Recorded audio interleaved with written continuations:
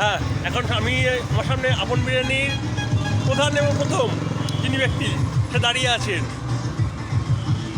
সমীর দে। ঠিক আছে? তার বুদ্ধিতে আজকে এইটা অনুষ্ঠানটা হচ্ছে। তো আমি সমীর একদিক এই দোকানের মালিক ছাড়াও আমার এখন খুব ভালো বন্ধু, এবং এখানে ওনার ফ্যামিলির সবাই রয়েছে। ঠিক আছে? তো সমীর, আজকে অফারটা আছে কি? মেন আজকের দোকানের জন্মদিন, এটা হচ্ছে 4 নম্বর মানে 4র্থ বর্ষ উপলক্ষে। তা প্রত্যেক বছরই কিছু দিয়ে থাকি, এবছরও চেষ্টা করেছি কিছু দেওয়ার।